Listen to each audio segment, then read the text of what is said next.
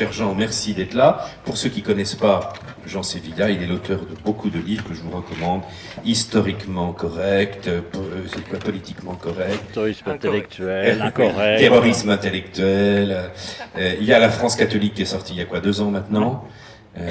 Voilà, avec tout un panorama de tout un renouveau dans l'Église de France. Voilà, donc il fait un très gros travail à la fois historique et puis à la fois d'apologétique, de défense de l'Église. Donc merci, cher Jean, de votre aide pour notre conspès. Alors, c'est parti. Bon, merci Monsieur l'abbé, cher Monsieur l'abbé, de votre accueil amical, messieurs les abbés de la miséricorde divine missionnaire. Mais bonjour et merci, et bonjour mesdemoiselles, messieurs, jeunes gens.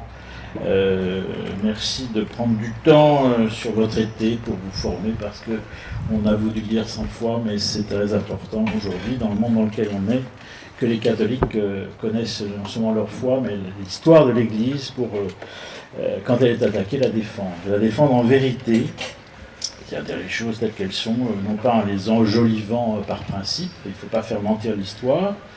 L'histoire de l'Église, ça n'est pas que des choses parfaites, parce que l'homme est imparfait et l'Église étant aussi humaine, même s'il y a des sens divines, eh bien, il y a des imperfections de l'histoire de l'Église, mais il faut dire les choses, regarder en vérité. Alors, mon propos, je vais me centrer sur le rôle de la mission, et notamment des missionnaires catholiques français dans l'Église, dit à partir du 19e et 20e siècle. Mais pour une introduction très rapide, pour vous resituer, parce que ça va, et pour vous mettre tout ça dans votre tête, parce que ça doit se caser avec ce que on va vous dire des interventions antérieures ou postérieures à la mienne vont vous expliquer. Pour ce qui est de la mission au sens moderne du terme, c'est-à-dire la mission au sens partir outre-mer, c'est une vision européenne évidemment, puisque les Chinois ne sont jamais partis outre-mer, mais vu d'Europe, la mission catholique, la mission chrétienne, naît au XVIe siècle. Elle va d'abord se développer donc avec les grandes découvertes, schématiquement la découverte de l'Amérique, puis la découverte de ce qu'on appelle maintenant l'Asie. Vous savez que les Européens sont partis sur toutes les mers pour essayer de... D'abord, il a fallu...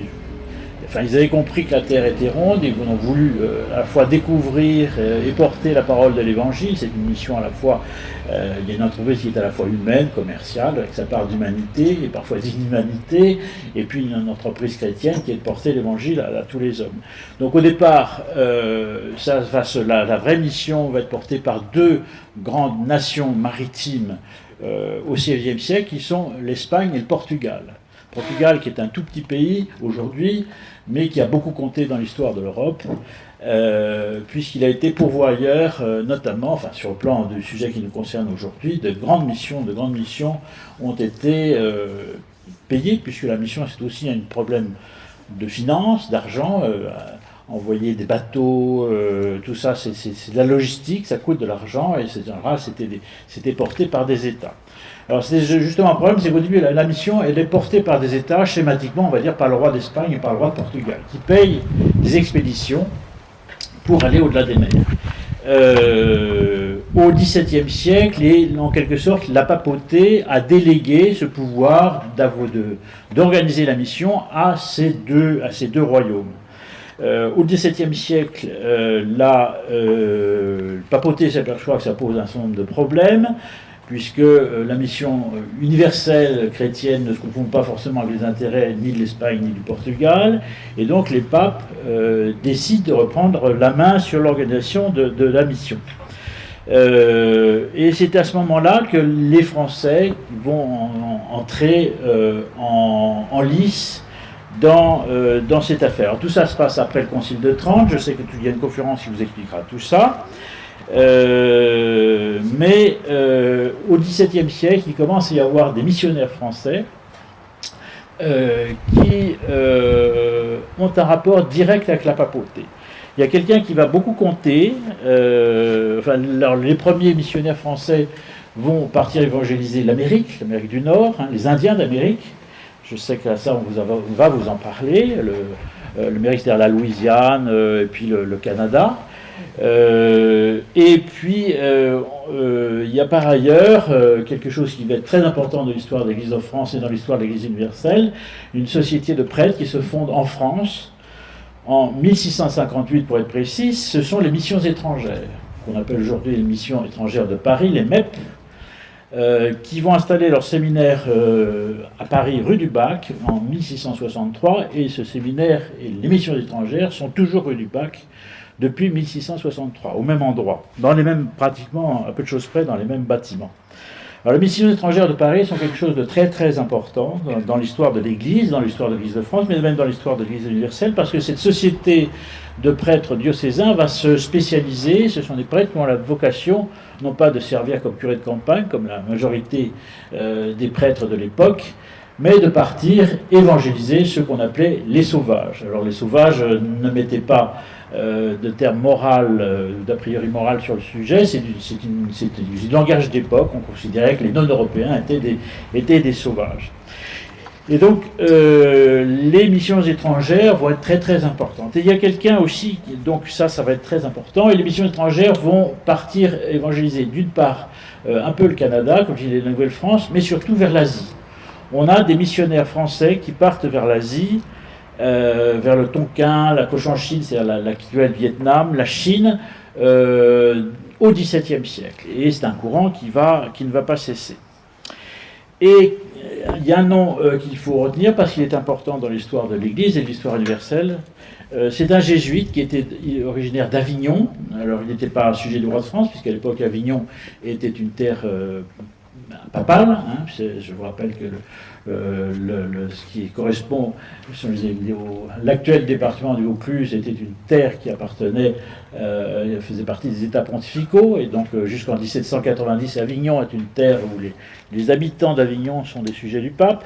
C'est un missionnaire qui s'appelait Alexandre de Rhodes, et qui est allé évangéliser la Cochinchine, le Tonkin, c'est-à-dire schématiquement l'actuel Vietnam, et qui va aller trouver le pape au retour de ses nombreuses missions, expliquer au pape. Ce qui est très important, c'est que le problème, c'est que évidemment tous ces missionnaires, beaucoup se faisaient martyriser, puisqu'ils étaient vus comme des étrangers, étaient refusés non pas tant en tant que chrétiens, mais parce qu'ils étaient des étrangers. Et donc Alexandre de Rhodes est le premier qui va plaider devant le pape une idée très importante, c'est qu'au fond que l'Église doit avoir pour souci de former et de trouver un clergé indigène, c'est-à-dire de recruter des prêtres, des religieux, des religieuses dans le pays où a lieu la mission. Pourquoi ? Parce que Alexandre de Rhodes expliquait au pape, puisqu'ils sont du pays, ils ne seront pas rejetés comme étrangers. Et donc il n'y aura pas de confusion entre leur nationalité, en quelque sorte, et leur religion chrétienne. Et donc cette idée est acceptée à partir de 1658, date précise. Le pape ça entre, il y a un texte pontifical, et qui entre dans les principes de la mission de l'Église, c'est-à-dire que l'un des buts des missionnaires, et c'est un but qui est donné à tous les missionnaires du monde entier, c'est de recruter, de former un clergé indigène. Indigène, encore une fois, le mot n'est pas péjoratif, littéralement ça veut dire né aux Indes, c'est-à-dire un clergé autochtone. Donc un clergé de gens de couleur, des noirs, des jaunes, tout ce que vous voulez, mais donc de gens qui ne soient pas des Européens.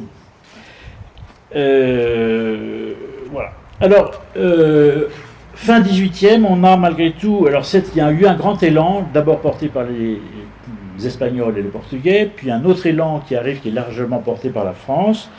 Au XVIIIe siècle, il va y avoir une sorte de crise de l'élan missionnaire dans l'Église universelle, pour plusieurs raisons. La première, c'est qu'il y a eu, alors ça c'est un grand débat, je ne sais pas si quelqu'un vous en parlera, peut-être l'abbé Loiseau vous en dira deux mots, c'est la querelle des rites. C'est très, très important et très intéressant, puisque un certain nombre de missionnaires, jésuites notamment, quand ils étaient en Chine, se sont dit, pour évangéliser les gens, il faut parler leur langage, et éventuellement adopter un certain nombre de leurs coutumes, tant qu'elles ne se contreviennent pas à la foi chrétienne.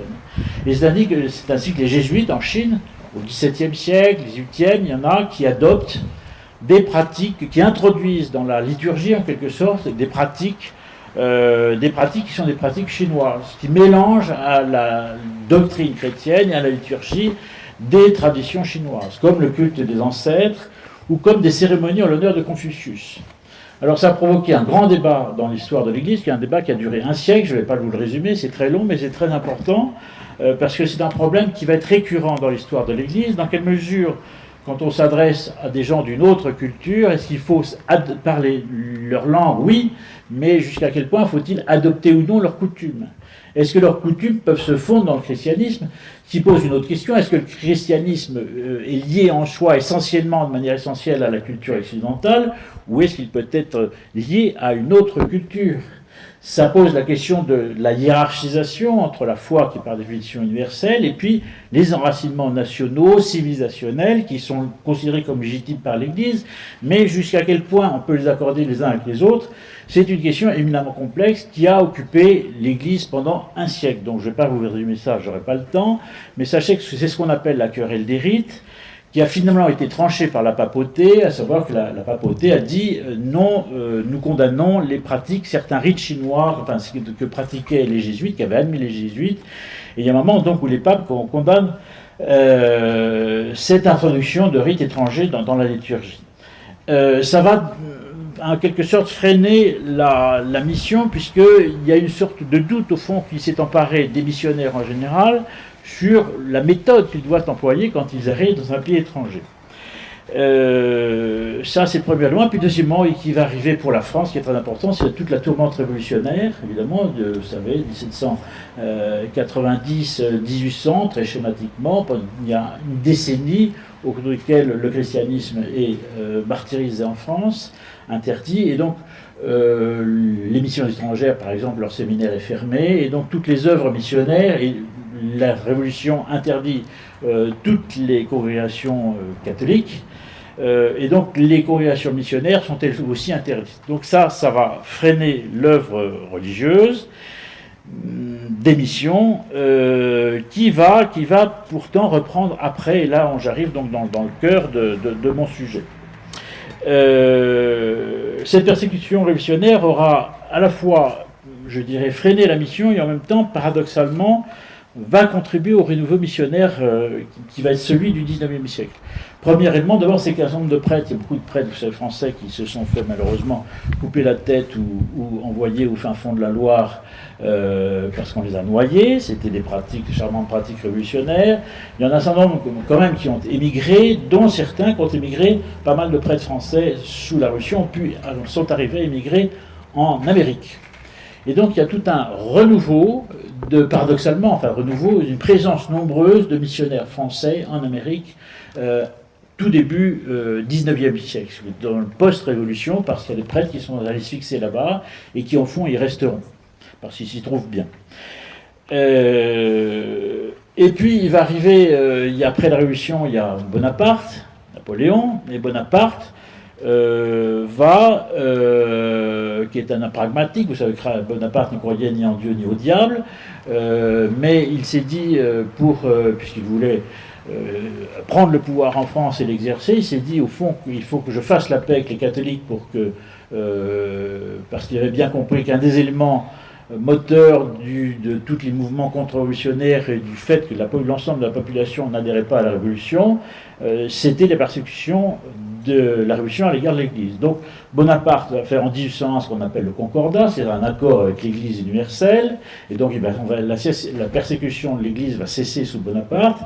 Et Bonaparte, de façon très pragmatique, encore, c'est pas du tout une question de foi chez lui, c'est uniquement du pragmatisme, il va autoriser la refondation d'un certain nombre de congrégations. Toutes les congrégations avaient été interdites par la Révolution, lui décide d'autoriser les congrégations, et qu'est-ce qu'il fait? C'est très intéressant, il autorise en fait les congrégations missionnaires. Et pourquoi autorise-t-il les congrégations missionnaires? C'est pas par souci d'évangéliser les sauvages, donc souci qu'il était totalement indifférent, c'est parce qu'il s'est dit, les missionnaires français, ce sont aussi des Français, et quand ils sont à l'étranger, ils apportent quelque chose de la France, ils sentent une présence de la France. Et on se trouve à l'orée d'un problème qui va dominer toute la question de la mission au XIXe siècle et au XXe siècle aussi, enfin partiellement, qui est toujours cette articulation entre le religieux et le politique. Un missionnaire français chez les sauvages, comme on disait à l'époque. Il est d'abord un missionnaire chrétien, bien sûr, mais il appartient à un pays, il appartient à une nation qui a une histoire, qui a une culture, qui a une politique étrangère, qui a une politique stratégique. Et si vous voulez, même s'il n'est pas l'agent de l'État, même s'il n'est pas missionné par l'État, qu'il le veuille ou non, il est un citoyen français, donc il représente quelque chose de la France. Et donc, les pouvoirs politiques au XIXe siècle, qu'ils soient soit favorables à l'Église, soit défavorables, soit même très hostiles à l'Église, vont toujours prendre en compte cette dimension des missionnaires, qui est une dimension qui fait que ce sont des Français et qu'ils représentent quelque chose de la France. C'est une sorte de paradoxe. Alors, voilà, Bonaparte, c'est en 1804, il est même maintenant devenu Napoléon Ier, il autorise les congrégations missionnaires. Le séminaire de la rue du Bac va rouvrir, le séminaire des missions étrangères de Paris. Et puis sous la Restauration, c'est-à-dire Louis XVIII et Charles X, quand les Bourbons sont revenus au pouvoir, il y a plusieurs lois qui favorisent ouvertement, là, parce que les rois de la Restauration étaient catholiques et puis favorables à l'Église, donc on prend des lois qui favorisent la restauration des congrégations missionnaires, des congrégations en général d'ailleurs, des congrégations religieuses. Et il va y avoir ces lois, parce qu'une congrégation c'est aussi de l'humain, hein, je veux dire, demander à l'abbé Loiseau, il mène une équipe de jeunes prêtres, enfin... Voilà, il faut des bâtiments, il faut quand même se nourrir, il faut blanchir sa soutane de temps en temps, tout ça, il faut de l'argent. Donc, eh bien, c'est la même chose dans l'Église. L'Église a beau être une œuvre spirituelle, elle a besoin, elle passe par des nécessités humaines, et donc il y a donc des lois. On peut faire des lois, soit qui favorisent les congrégations, soit on peut soit les interdire, mais il y a des lois plus ou moins qui touchent aux questions fiscales. Alors, on ne va pas entrer dans ces détails-là, mais qui permettent, qui facilitent le travail des congrégations. Et donc la Restauration, les rois de France, les rois Bourbons prennent des lois qui vont nettement favoriser le statut des congrégations. Il y a ça c'est l'élément matériel, mais au-delà, il va se passer une sorte de miracle, de petit miracle catholique, mais qui, moi je pense, il y a une explication qui est d'ordre surnaturel, qui est que on dit, vous connaissez la célèbre phrase comme quoi le sang des martyrs est la semence de chrétiens. Eh bien, je pense que le martyr, la souffrance de l'Église pendant la Révolution, va produire un fruit à savoir qu'il y a tout un renouveau de la foi au XIXe siècle. Le XIXe siècle, en France, est un grand siècle catholique, après cette décennie de persécution révolutionnaire. Et notamment sous la forme de congrégation, c'est-à-dire qu'il y a pour vous donner un chiffre que vous pouvez noter parce qu'il est quand même très symbolique, en 1816, donc juste après, à la fin de l'Empire, tout l'extrême début de la Restauration, en 1813, il reste en France, sachant que, on est sur un plan législatif, les choses ont été rétablies. Il reste en France quelques centaines de frères des écoles chrétiennes et 12 000 religieuses. Ça, c'est l'effectif des religieux ou des religieuses en France en 1816. Quelques centaines, donc moins de 1000, on va le dire 1000 pour simplifier, 1000 frères des écoles chrétiennes et 12 000 religieuses. En 1878, c'est-à-dire 60 ans plus tard, 60 ans c'est schématiquement une vie d'homme, c'est pas, à l'échelle de l'histoire c'est pas grand-chose. En 1878, la France compte 30 000 religieux et 130 000 religieuses. 30 000 religieux et 130 000 religieuses. C'est un formidable renouveau de la foi et qui va notamment se porter sur les formes religieuses, les formes de... pas seulement donc... là, j'ai parlé des religieux, hein, c'est la même chose, c'est pour les prêtres. Mais là, je parle des religieux, enfin des religieux ou des prêtres non diocésains. Voilà. Donc, c'est un formidable renouveau de la foi et de la vie congrégative, qu'elle soit contemplative ou apostolique. Donc, les contemplatifs, c'est les bénédictins, les cisterciens, etc. Et puis tous les ordres apostoliques, c'est ceux qui font de l'enseignement, c'est ceux qui soignent les malades, qui soignent les pauvres, etc. Donc formidable élan de la vie religieuse en France au XIXe siècle. Autre chiffre que vous pouvez retenir, ce qui est quand même intéressant, 72% parmi les ordres apostoliques, je ne parle pas des ordres contemplatifs, parmi les ordres apostoliques, 72% des religieux et 65% des religieux se consacrent à l'enseignement. On a des dizaines et même des centaines de congrégations enseignantes en France, au XIXe siècle. Donc des religieux, des religieuses, des bonnes sœurs, si vous voulez, qui font l'école. Et 25% aux activités hospitalières. Et à partir de ce moment-là, eh bien, va y avoir, parmi toutes ces congrégations qui vont naître en France, eh bien, un certain nombre vont se vouer à la mission. Et c'est un nouveau départ pour la mission. En 1816, l'évêque de la Nouvelle-Orléans aux États-Unis vient en France, il est d'origine française, il vient en France, il explique qu'il a besoin de missionnaires, et il va y avoir de nouveau tout un nouvel élan de missionnaires français, de religieux français qui vont partir pour l'Amérique du Nord. En 1819, c'est un chiffre symbolique, les sœurs de Saint-Joseph de Cluny s'installent au Sénégal. La fondatrice de cet ordre religieux s'appelle Mère Anne-Marie de Javouet. C'est une personnalité tout à fait extraordinaire, qui s'est vouée, enfin, dans cet ordre, les sœurs de Saint-Joseph de Cluny, qui deviendra un ordre très important dans l'Église, qui existe toujours, qui a une maison à Rome qui est très importante. La sœur de Monseigneur est la supérieure générale. Garde à vous, on ne plaisante pas. Non, oui, c'est vrai, absolument. Donc c'est un ordre missionnaire très important, et sœur Anne-Marie Javouet va se vouer notamment à lutter contre l'esclavage. Avant que les États civils, les nations prennent conscience du drame qu'était l'esclavage et se lancent vers l'abolition de l'esclavage, sœur Javouet a fondé, un de ses buts était donc le rachat et la libération des esclaves en Afrique, ou en Amérique. Et elle aussi a notamment beaucoup travaillé, expliquant au Vatican, etc., qu'il fallait un prêtre, qu'il fallait un clergé indigène, et plaidant pour l'ordination de prêtres noirs, ce qui à l'époque n'allait pas de soi en raison d'un nombre de préjugés, en nombre de l'histoire, etc. Donc c'est une personnalité extrêmement importante.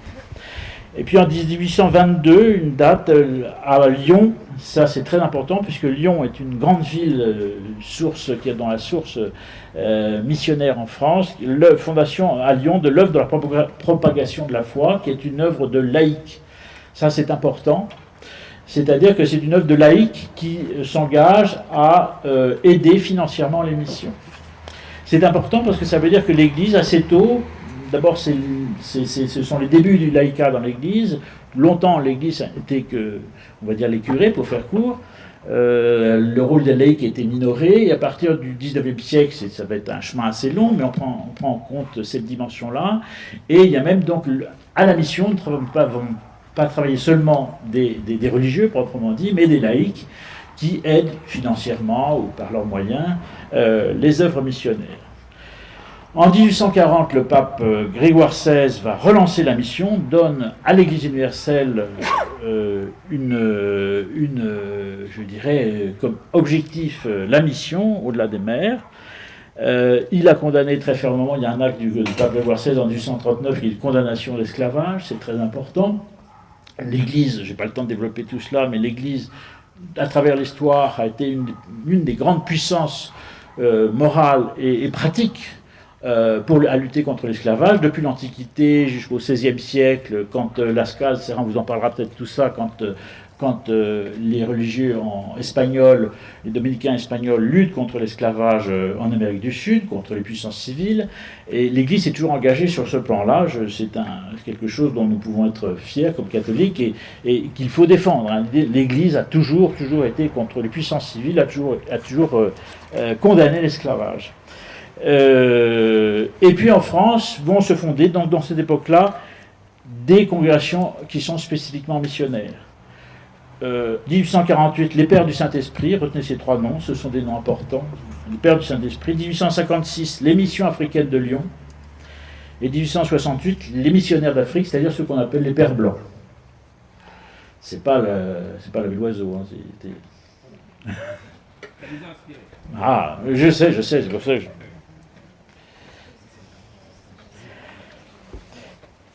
Et Rome va procéder à une quelque sorte. Alors Rome a repris la main sur l'organisation missionnaire mondiale, si vous voulez, et va procéder en quelque sorte à une répartition des territoires de mission selon les congrégations. Alors attention, selon les congrégations, pas selon les nationalités. L'Église est universelle. Les congrégations dont je vous ai parlé, souvent elles naissent en France, mais vite elles vont essaimer. Il y a d'autres Européens blancs, pour me faire comprendre, qui vont appartenir à ces ordres religieux, à ces ordres missionnaires, des Italiens, des Belges, des Allemands, etc. Et puis il y a un clergé indigène qui lui-même va naître peu à peu, qui lui-même fait partie de ces ordres missionnaires. Mais donc l'Église universelle, l'Église, elle, ne raisonne pas toujours, ou essaye de ne pas raisonner en termes de nationalité. Et donc Rome va faire une répartition de la mission selon les ordres religieux, quelle que soit la nationalité des religieux qui appartiennent à ces ordres. Voilà. Alors le Grand Nord canadien, par exemple, c'est-à-dire les Esquimaux, on donne ça aux Oblats. Les missions étrangères de Paris, le pape leur donne ce qu'elles font déjà, c'est-à-dire la Chine, l'Indochine, la Thaïlande, la Corée, le Japon, la Mandchourie, la Malaisie, le Tibet, la Birmanie, c'est-à-dire toute l'Asie. Donc des centaines de religieux, des missions étrangères de Paris, mais ça s'appelle les MEP, mais les missionnaires ne sont pas forcément français au sens de la nationalité, vont donc être envoyés en Asie. L'Océanie, ce sont les pères de Picpus et les maristes. Saint-Pierre Chanel est le premier martyr mariste en 1841 en Océanie. L'Afrique noire va être dévolue à des ordres comme les Spiritains, les missions africaines de Lyon, les Pères Blancs. Et puis il y a l'Orient proche, ou Moyen-Orient, le Liban, etc., où de nombreux ordres d'origine française vont s'installer. Les frères des écoles chrétiennes, notamment, vont fonder en Moyen-Orient, si vous voulez, des centaines d'écoles.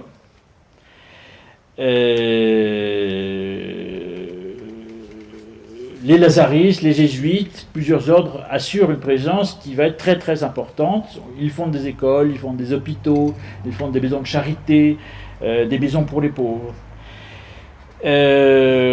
Les jésuites, par exemple, vont fonder en 1875 l'université Saint-Joseph de Beyrouth, qui est une université extrêmement importante, université catholique très importante au Moyen-Orient, une grande université. On fait aussi de la médecine, du droit, des lettres, etc. En 1877, les dominicains français dirigent le séminaire syro-chaldéen de Mossoul. Mossoul, c'est une ville dont on a beaucoup parlé tragiquement dans l'actualité ces derniers mois. Vous savez que c'est un miracle. Les Pères Blancs, eux, vont prendre en charge la formation du clergé grec melkite à Jérusalem. Et puis toutes les congrégations féminines en Orient sont extrêmement présentes. Elles font des écoles, des orphelinats, des hôpitaux, etc. etc. Le résultat, c'est qu'il y a un élan considérable de la mission catholique, mais cette mission est souvent d'origine française. Alors je ne dis pas ça pour faire cocorico, parce que, encore une fois, tous ces missionnaires qui appartiennent à des congrégations fondées en France ne sont pas forcément français. Mais enfin, la source quand même, on va pas faire un petit peu cocorico quand même, la source quand même est française. Ça, c'est très important. C'est quelque chose que notre pays, dans ce renouveau de la foi du XIXe siècle, a apporté à l'Église universelle, l'élan missionnaire. Un chiffre que vous pouvez noter parce qu'il est quand même très important. En 1875, il existe 6000 prêtres missionnaires catholiques dans le monde. En 1875, 6000 missionnaires dans le monde. 4500 d'entre eux, soit les 2/3, sont français. Donc, au deuxième tiers du XIXe siècle, les 2/3 des missionnaires catholiques dans le monde sont des Français. Plus s'y ajoutent là je parle des prêtres, s'y ajoutent des frères, donc non prêtres, des religieux non prêtres, des religieuses, etc. 47 congrégations différentes œuvrent dans le monde, des congrégations missionnaires à cette époque-là. En 1900, il y a une exposition universelle à Paris, c'est quelque chose où ça, vous connaissez ce principe des expositions universelles, où chaque pays se construit un pavillon, une vitrine, montre ce qu'il produit, et paradoxalement, dans cette époque qui était pourtant anticléricale, en parallèle avec l'exposition universelle, se tient à Paris une exposition des missions.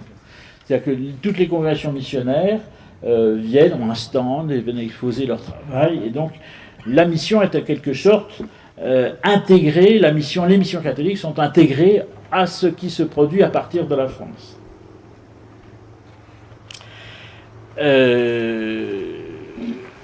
Ce qui donne ce résultat, évidemment, c'est que, comme je l'ai dit tout à l'heure, mais ça reste vrai, c'est que ces missionnaires, qui sont d'abord des missionnaires de la foi, et principalement, sont aussi des missionnaires d'autre chose, qui est de la culture française. Puisque toutes les écoles que fondent ces œuvres missionnaires sont d'expression française. En général, les religieux ont appris à parler la langue locale, bien sûr, mais enfin, à l'université de Beyrouth, je veux dire, au départ, les maronites, ils ne parlent pas le français. Je veux dire, c'était des catholiques depuis toujours. Mais enfin, donc, la présence francophone aujourd'hui au Liban est liée à cette œuvre des missions catholiques. Parce que toutes les élites catholiques dans ces pays qui sont passées par des écoles chrétiennes sont passées par des écoles françaises. Et donc, ont appris le français. Et donc a appris quelque chose de la culture française. Et donc on a ce résultat, à savoir que, comme je vous l'ai dit tout à l'heure, les missions françaises sont en quelque sorte des agents de la culture française. Ce qui fait que le pouvoir politique, le pouvoir républicain, à partir de 1870, c'est la République en France, eh bien, va s'intéresser aux missions et aux missionnaires. Parce que le Quai d'Orsay, c'est-à-dire le ministère des Affaires étrangères, regarde les missionnaires au fond comme des agents de la culture française, comme représentant un peu une part de la France à l'étranger. Notamment à travers ce dispositif d'école qui est extrêmement important, dont on n'a plus idée aujourd'hui, parce que c'est moins le cas aujourd'hui, mais enfin il faut bien imaginer que toutes les élites, enfin une grande partie des élites turques par exemple, à Istanbul, à Constantinople, allaient dans des écoles religieuses catholiques françaises. Une partie des élites égyptiennes au Caire allaient dans des collèges, certains existent toujours, qui étaient fondés et animés par des religieux français. Donc il y a en Orient, il y a pendant des décennies, les élites au sens social du terme ont été imprégnées de culture française, parlaient français et apprenaient aussi des fables de La Fontaine à l'école, etc. Il y avait quelque chose, outre évidemment alors, détail qui est très important, ces écoles ont toujours été en même temps, ces écoles catholiques ont toujours accueilli des enfants, qui sont sur des pays où la présence musulmane est très importante, ces écoles catholiques ont toujours accueilli des enfants musulmans, depuis l'origine. C'est pas quelque chose qui date d'il y a... attention, parce que dans certains milieux, on se fait des idées un peu toutes faites, on croit que c'est une dérive récente de l'Église moderne, etc. Non, depuis au XIXe siècle, les églises catholiques en Orient accueillent des enfants musulmans et respectent leur religion. On leur propose aussi la foi chrétienne, bien sûr, mais enfin, il y a toujours je dirais, cette forme de dialogue en paix. Parfois, ça peut être tendu, mais enfin, je veux dire, c'est très important d'avoir ayé cette idée en tête. Les missionnaires, en moyenne, en général, sont des gens d'origine sociale modeste. C'est la France profonde, c'est la France rurale. Alors évidemment, vous trouverez des bourgeois, des aristocrates, mais enfin, la majorité des missionnaires, ce sont des enfants de paysans. C'est la France profonde, c'est la France rurale qui envoie ses enfants religieux en Afrique, en Asie, au bout du monde. Ce sont des aventures humaines tout à fait extraordinaires. Il y a des aventures humaines sur un plan extraordinaire. Vous avez des fils de paysans du fin fond de la Savoie, dont les parents ne sont jamais sortis de leur vallée, qui se retrouvent en Océanie, au bout du monde. Il y a quelque chose humainement qui est tout à fait extraordinaire. Il fallait une foi, une force humaine tout à fait extraordinaire, et puis affronter un autre monde, une autre culture, le voyage, si vous voulez. Les missionnaires qui partaient en Océanie, c'est un voyage d'un an, si vous voulez, d'un an. Bateau, etc. Faut imaginer la force de la foi de ces hommes. Et puis on tombait dans des pays, si vous étiez malade, vous n'aviez pas un avion sanitaire pour vous rapatrier, si vous voulez. Bon, voilà, je veux dire, avec des taux de mortalité tout à fait effroyables. Si vous voulez, il y a quelque chose de tout à fait admirable. Un chiffre qui est symbolique, entre 1860 et 1914, l'Aveyron, vous voyez, le département de l'Aveyron, c'est vraiment un département rural, c'est un département où il n'y a rien, pardon, pour les Aveyronnais, vous voyez, je veux dire, voilà. L'Aveyron a lui seul donné 500 prêtres missionnaires entre 1860 et 1914. 500 prêtres missionnaires, c'est tout à fait extraordinaire. En 1913, le seul diocèse de Nantes compte 11 évêques et 500 prêtres missionnaires.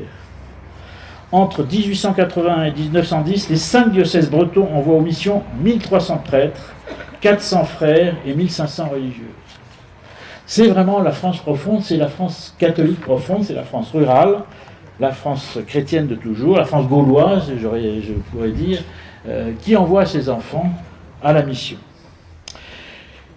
Ces missionnaires sont d'origine simple, humble, rurale, et pourtant, beaucoup deviennent des grands savants. Il y a ceux qui ont resté, qui ont été humbles, mais beaucoup deviennent des grands savants. Et ils ont fait progresser la connaissance, je dirais la connaissance universelle, la science.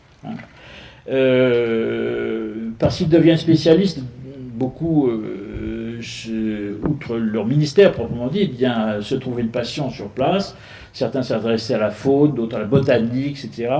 Et donc on a des vrais spécialistes au sens scientifique du terme qui ont publié des livres sur la faune ou la flore africaine. Personnellement, ça ne me passionne pas, mais je considère sans doute que c'est un travail tout à fait indispensable. Et chose qui est très importante, on a 37, c'est un chiffre, 37 dictionnaires de langues indigènes. 37 dictionnaires de langues indigènes. C'est-à-dire 36 de langues asiatiques ou africaines ont été écrits par des membres des MEP, c'est-à-dire des missions étrangères de Paris. Donc vous aviez, parce qu'évidemment, les missionnaires arrivaient dans des pays où il n'y avait rien, il n'y avait pas de base, il n'y avait pas de livre de référence, si vous voulez. Mais les livres de référence, c'est eux qui les ont faits. Donc c'est un travail scientifique tout à fait extraordinaire. Plus donc la lutte bien contre les grandes maladies, ces régions éloignées d'outre-mer sont des régions évidemment où sévissent des épidémies, etc. Et donc il y a un très grand engagement des religieux contre la lèpre, contre les grandes endémies, etc. Alors il y a un problème qui se pose, c'est qu'à partir... Donc ça, les missionnaires sont partis avant. Les missionnaires partent des années 1820, 1830, etc. À partir des années 1800... Outre le cas de l'Algérie est un peu particulier, mais à partir des années 1860, 70, 80, la France va devenir une puissance coloniale. Et donc, c'est l'État, pour le coup, qui se lance dans la colonisation. La colonisation, ça, c'est une entreprise politique, c'est une entreprise économique, etc. Et les coloniaux, en quelque sorte, vont souvent arriver dans des pays où il y a déjà des missionnaires qui les ont précédés. Éventuellement, qui sont des missionnaires de la même nationalité, mais qui les ont précédés. Et donc, il va y avoir un problème qui va de nouveau se retrouver, que j'ai brièvement évoqué tout à l'heure, qui est la question de l'articulation entre le politique, puisque la colonisation, c'est de la politique, et le religieux que représentent les missionnaires. Alors, quel est le rapport entre colonisation et mission ? C'est une question importante parce que vous savez qu'aujourd'hui, la colonisation a mauvaise presse, et défendre la colonisation, ça vous vaut l'anathème, le grand anathème des grandes consciences. Donc la question, c'est savoir, est-ce que la mission et la colonisation se confondent ? Quels sont leurs rapports ? C'est une question importante. Alors d'abord, il faut faire une distinction importante. Schématiquement, avant 1880, le missionnaire a devancé le colonisateur. Et donc le missionnaire, il a déjà son terrain d'action, ses réseaux, sa connaissance du pays, son ouverture sur les sociétés indigènes, les sociétés autochtones. Et après 1880, arrive la colonisation et l'administration coloniale donc trouve ces gens qui souvent sont des Français, qui parlent qui évidemment, ils vont essayer de les utiliser. Alors comment la colonisation va utiliser la mission et comment la mission va-t-elle essayer de défendre son autonomie par rapport aux colonisateurs? Puisque la colonisation est une entreprise politique, pas de la même nature. Alors, je vais vous décevoir parce qu'il n'y a pas de réponse générale. Ça dépend des pays, ça dépend des lieux, ça dépend des administrateurs coloniaux et ça dépend de la façon dont les missionnaires, de leur conscience, de leur mission, c'est compliqué. Voilà. On ne peut pas faire une réponse générale. Globalement, on peut dire que les missionnaires ont essayé de défendre la spécificité de leur œuvre. Voilà. Maintenant, il est évident que les missionnaires, c'est la spécificité qui est une spécificité religieuse, hein, par définition. Non seulement, quand les missionnaires, ils aidaient les gens avec l'école, l'hôpital, etc., mais leur œuvre principale, évidemment, c'est d'apporter la foi. C'est le catéchisme, c'est la messe, c'est d'apporter la foi. Maintenant, il est évident que quand la puissance coloniale arrive avec de l'argent, des moyens, construit un chemin de fer, eh bien le missionnaire, il est content parce que le chemin de fer est là, ça facilite son travail, ça facilite ses déplacements, le jour où vous allez à la grande ville, le jour où il veut aller voir l'évêque, etc., ou le vicaire apostolique. Vous voyez. Donc il y a une sorte, il y a un jeu de compromis. Alors compromis, c'est pas compromission, mais c'est compliqué. Parfois, on peut en discuter. Il y a parfois des missionnaires, voilà, qui se sont un peu satisfaits trop facilement de la présence du colonisateur parce que ça les aidait matériellement. Ceux qui avaient une conscience morale aiguë, une conscience spirituelle aiguë, au contraire, se sont bien défendus. Parce que la colonisation, au sens politique du terme, c'est pas... Alors, je ne suis pas là pour parler de ça, mais il y a une version positive, enfin, il y a un volet positif de la colonisation, mais il ne faut pas le nier non plus, il y a aussi un volet négatif. C'est de la colonisation, c'est un rapport de domination, et dans le rapport de domination, les questions matérielles comptent, les questions financières, et puis, je dirais, le vecteur humain, souvent par le colonisateur, était considéré comme le dernier. Et donc, on n'a pas toujours été gentil avec les gens qu'on a colonisés. Il ne faut pas dire le contraire, c'est la réalité humaine. Donc voilà, alors, parfois, on avait des chefs de mission religieux qui défendaient les tribus dont elles s'occupaient, quand vous voyez que l'administration coloniale se conduisait moralement de façon pas bien, aux colonies, il y a eu aussi, voilà, il y a eu du trafic humain, il y a eu de la prostitution, il y a eu des choses pas propres, hein, je veux dire, bon, voilà. Alors, c'est un jeu, on ne peut pas généraliser, si vous voulez. On ne peut pas généraliser, on peut dire qu'il y a eu des missionnaires qui se sont bien conduits. Il y en a qui ont fermé les yeux sur des pratiques sur lesquelles, sans doute, ils n'auraient pas dû fermer les yeux. Ils auraient sans doute élevé la voix de la conscience chrétienne. Peut-être ça n'a pas toujours été fait. Je veux dire, on ne peut pas non plus jeter l'opprobre sur tous les missionnaires qui ont continué à faire ce travail pendant ce temps-là. Donc ça me paraît important, puisque l'œuvre ultime, quand même, le but ultime de la colonisation, c'est le salut des âmes. C'est le salut des âmes. Et il y a peut-être eu dans l'histoire des missions des prêtres qui ont fini par l'oublier, qui se sont livrés aux délices de Capoue et qui ont abandonné le sens de leur mission. Mais enfin, ce sont des minorités. Et puis, de toute façon, vous savez, dans l'Église, il y a des règles. Hein, il y a des règles. Il y a des supérieurs, des congrégations, il y a des inspections, etc. Et quand une mission tournait mal, eh bien, les gens étaient relevés. On les envoyait faire du travail ailleurs. Voilà. Donc il faut avoir à l'égard de ça un regard critique qui ne peut être qu'on pourrait qu'entrer dans les détails pour avoir le résultat. Les années 1910 en France, vous savez, sont le moment d'une grande crise qui est la crise anticléricale. La République est dirigée par des anticléricaux, des gens qui se sont donnés pour but d'amoindrir et de diminuer le pouvoir de l'Église sur la société française. Et donc, comment vont se conduire les gouvernements anticléricaux face aux missionnaires français? Eh bien, on est obligé de constater que globalement, les missions ont été épargnées. Globalement. Alors, il y a des exceptions. Et pourquoi ont été épargnées?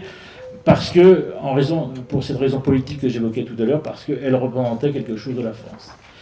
Même, alors sauf, il y a une coup de période où quand Émile Combes, qui était un anticlérical fanatique, qui a été chef du gouvernement, là là qui, lui, voulait, y compris, supprimer les écoles congréganistes, etc. Mais ça n'a pas duré très longtemps. Mais globalement, même les anticléricaux prenaient en compte le fait que les missionnaires catholiques, parce qu'ils étaient français ou représentaient les congrégations dont le siège était en France, représentaient quelque chose de la France. Voilà. Donc les congrégations ont été plutôt épargnées. Alors, voilà, donc c'est une œuvre immense, de dévouement immense, qui a été accomplie par ces missionnaires dans toute cette époque. On va ici, j'arrive jusqu'aux années 1960, je vais très vite, puisqu'il me reste 5 minutes.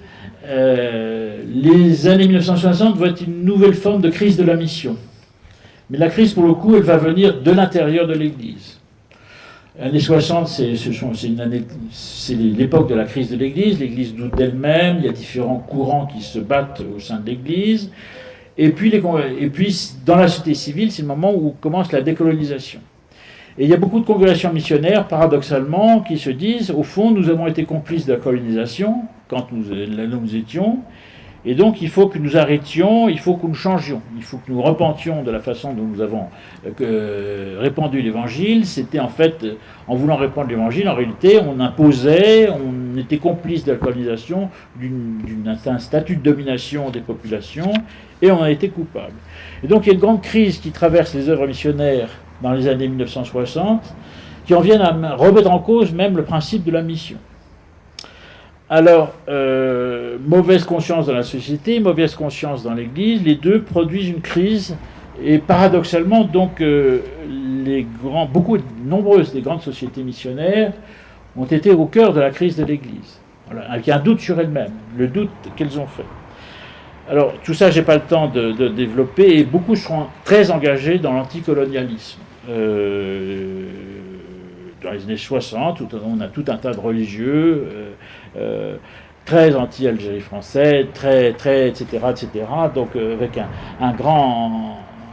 qui sont même, j'allais dire, souvent plus à gauche que la gauche, dans un discours plus anti-missionnaire et anticolonial que parfois des anticléricaux, une sorte de paradoxe.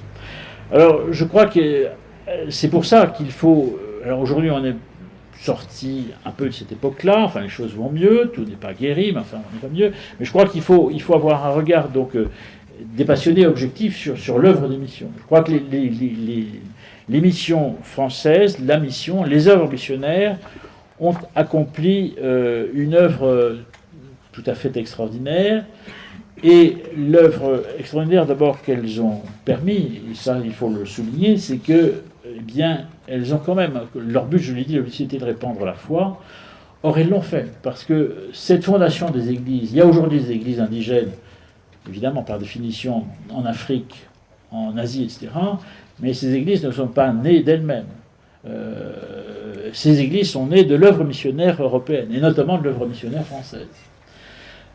Vous avez tous entendu parler du cardinal Sarah, dans son premier livre qui s'appelle Dieu ou rien, vous savez, l'idée originaire d'Afrique, c'est un Africain. Et alors il y a deux choses dans son livre qui sont très intéressantes malgré tout. Vous savez, le cardinal Sarah, je crois, est né en 1945. Et sa vocation sacerdotale lui est venue enfant, il avait donc 10 ans.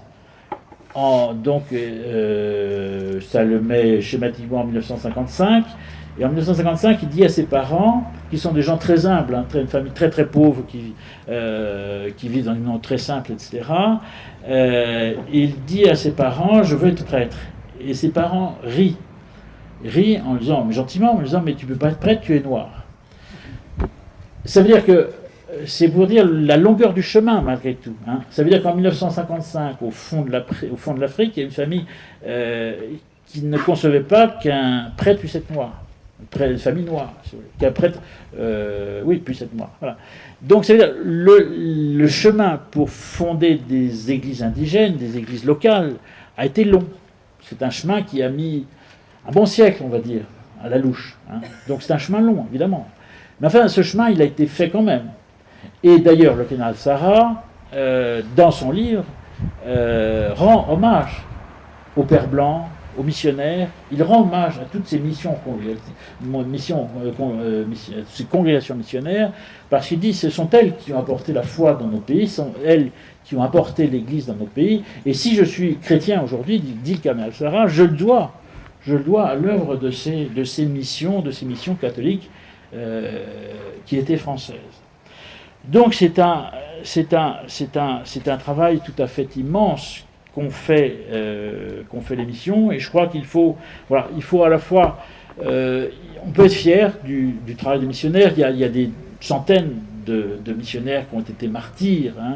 Encore une fois, ce sont des aventures humaines, mais ce sont des aventures spirituelles surtout. Ce sont des épreuves, mais il y a des choses dans l'œuvre des missionnaires extraordinaires. Si vous voulez. Voilà. Encore une fois, vous prenez les martyrs de Corée, par exemple, qui sont martyrisés sous Napoléon III. Je veux dire, ce sont des fils de paysans qui sont venus de Besançon. Voilà, vous vivez au fin fond du Jura, dans les villages du Jura, et qui, 20 ans après, devenus prêtres, devenus missionnaires, partent pour la Corée. Mais il faut imaginer ce que c'est que d'aller du Jura en Corée dans les années 1860, et qui vont pour répandre la foi. Et il y a un certain nombre qui sont morts pour la foi. Voilà. Donc c'est un exemple tout à fait extraordinaire. Voilà. Donc moi je crois que c'est ça qu'il faut retenir. L'héroïsme des missionnaires, ce qu'ils ont donné à l'Église, le martyre qu'ils ont donné, tout cela rachète les éventuelles imperfections qui ont pu exister dans l'histoire de la mission. Je vous remercie.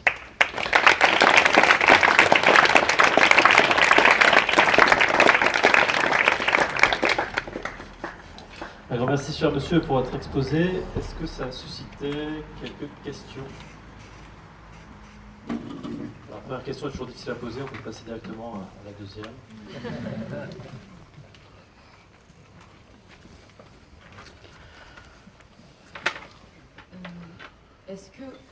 On entend? Est-ce qu'au moment de la colonisation, il y a eu un envoi des missionnaires encore plus fort?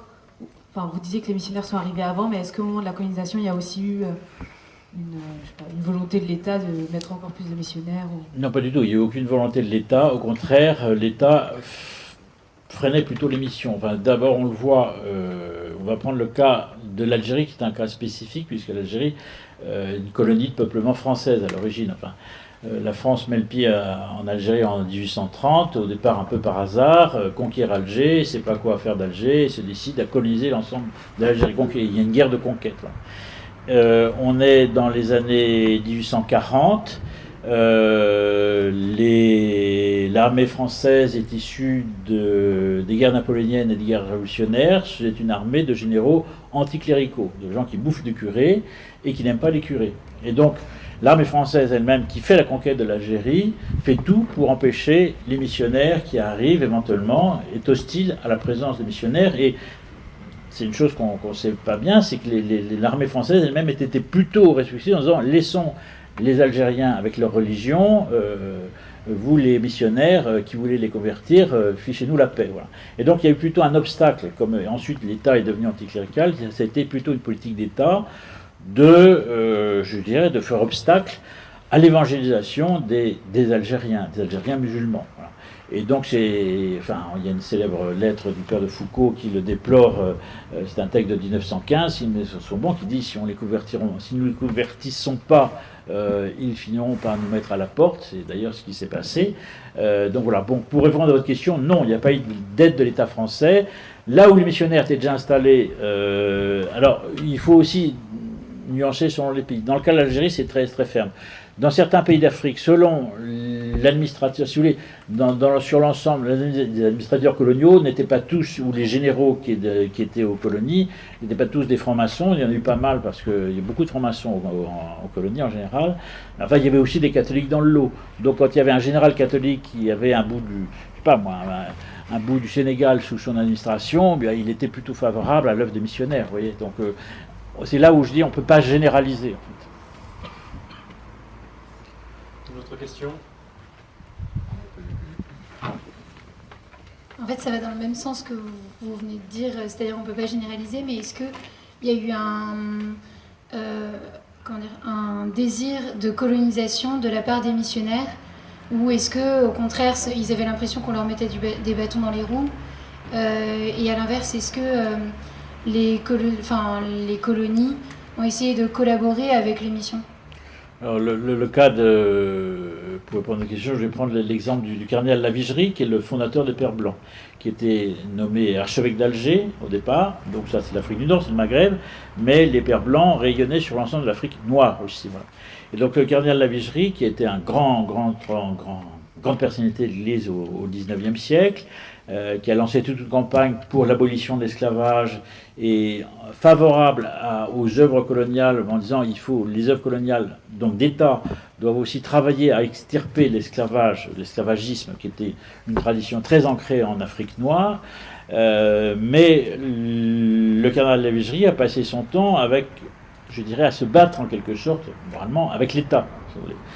Parce qu'on lui mettait plutôt des bâtons dans les roues. On ne voulait pas voir les Pères Blancs, l'État, même Napoléon III et ensuite la Troisième République. Là où les Pères Blancs étaient, on les acceptait, mais on ne poussait pas. Il n'y a pas d'aide de l'État pour la mission. Donc les missions se défendent avec leurs propres moyens. Et d'ailleurs, le cardinal Lavigerie a passé sa vie à faire des tournées de conférences en France, partout, enfin, surtout dans les paroisses riches, pour faire la quête à la fin, comme on fait toujours aujourd'hui d'ailleurs. Voilà.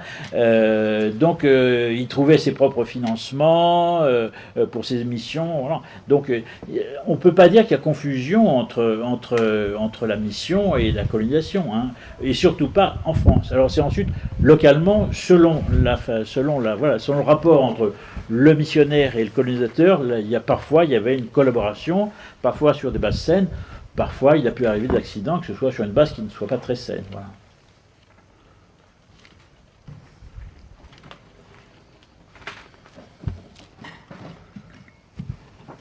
Est-ce que le ralliement du cardinal Lavigerie, justement, à la République, ça peut être un moyen politique pour empêcher cette concurrence entre les deux et d'essayer d'avoir des aides de la part de l'État? Alors dans son esprit, c'était pas ça. Hein. Je veux dire, dans l'esprit de cardinal Lavigerie, on ne va pas raconter toute l'histoire de ralliement. Enfin, schématiquement, vous venez de dire un mot qui évoque toute l'histoire de notre histoire politique et religieuse. Très schématiquement, au XIXe siècle, les catholiques français qui ont été martyrisés par la Révolution sont plutôt royalistes ou plutôt monarchistes. Voilà. Et donc, en 1890, le cardinal Lavigerie va annoncer, alors que les catholiques sont encore majoritairement monarchistes, va être un de ceux qui va lancer une politique, qui est la politique du pape en réalité. C'est pas lui. Il n'est que le porte-parole d'une politique qui est pensée au Vatican, qui est d'accepter les institutions républicaines. Mais dans l'esprit du cardinal Lavigerie, c'est indépendant de la vision par rapport à la colonisation. C'est pas pour racheter en quelque sorte une liberté pour ces missionnaires qu'il prône à la République, c'est parce qu'il croit, c'est la politique du pape, il croit que les catholiques, dans ces états-là, ont plutôt intérêt à accepter les institutions telles qu'elles existent et à jouer un rôle pour essayer de limiter l'influence des anticléricaux dans la société française.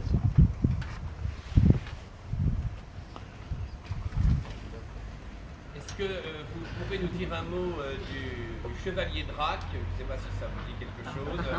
C'est un personnage qui m'est cher et qui est tout le renouveau des conversions juives au XIXe siècle, qui vont jouer un rôle important dans l'évangélisation. Alors, ma science est courte sur le sujet. Je sais qui c'est, mais je ne pourrais pas en parler longuement. Si vous êtes si cher, vous en savez peut-être plus que moi. Voilà. Juste en 2 mots. Le chevalier Drac c'était le rabbin David Drac, qui était le responsable de la formation du petit séminaire juif pour les rabbins, et il s'est converti. Il s'est converti en lisant la Kabbale, donc c'est un personnage original, et il a découvert que la Kabbale menait à Jésus-Christ. Et donc il s'est converti, et il va être l'ami de Grégoire XVI, et il va être en lien avec, puisqu'il sera la bibliothèque de la propagande, et il va être en lien avec tous les grands missionnaires du XIXe siècle.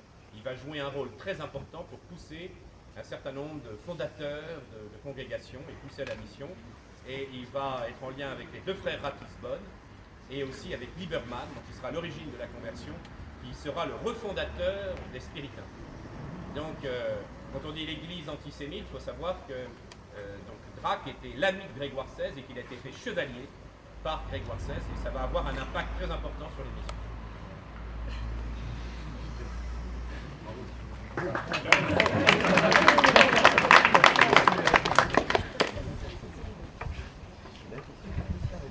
Qu'en est-il au niveau de la mission chez les protestants? Parce qu'aujourd'hui, les protestants évangéliques ont vraiment un gros impact dans les pays un peu où les pays chrétiens sont persécutés. Est-ce qu'à l'époque, il y avait déjà ça ou c'est venu après?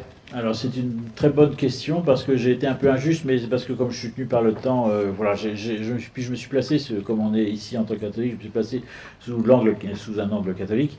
Mais il y a une œuvre protestante missionnaire qui est extrêmement importante. Alors je n'en ai pas parlé du tout, voilà, par manque de temps, mais alors pas française, hein, mais chez les Anglais c'est très important, chez les Hollandais ça joue un rôle important aussi. Voilà, il y a des œuvres missionnaires.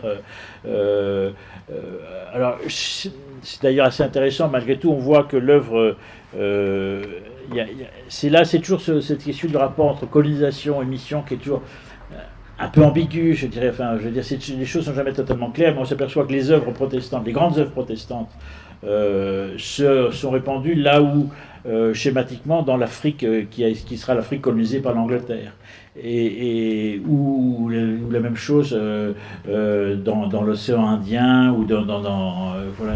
Et donc la Malaisie qui a été où il y avait enfin il y avait toute une influence des Hollandais. Il y a des œuvres missionnaires hollandaises protestantes qui ont travaillé dans ces régions-là. Voilà. C'est là il y a toujours quand même une influence entre la nationalité voilà, entre la nation qui colonise et puis l'originaire des missionnaires, il y a quand même un rapport. Voilà. Mais donc, il faut être juste. Il y a une mission protestante, les protestants ont fait une œuvre missionnaire extrêmement importante en Afrique, en Asie, en Océanie. Il y a des martyrs protestants, hein, il y a des vrais martyrs protestants aussi, des gens qui ont été, le même courage, hein, voilà, des gens qui étaient des fils de paysans du plus profond de l'Angleterre qui se retrouvaient en Océanie. C'était aussi, c'était des aventures extra-humaines et spirituelles extraordinaires, quoi. Donc, j'en ai pas parlé parce que par manque de temps, mais il faut savoir que ça a existé. Merci beaucoup d'avoir répondu à toutes ces questions. Je rappelle que pour l'Espèce Plus, Monsieur Sévillière restera disponible après la messe pour un carrefour juste avec l'Espèce Plus. Et sinon pour les autres, comme Monsieur reste déjeuner avec nous, vous pouvez poser vos questions pour déjeuner. Donc tout le monde, il y a la messe dans 7 minutes. Merci.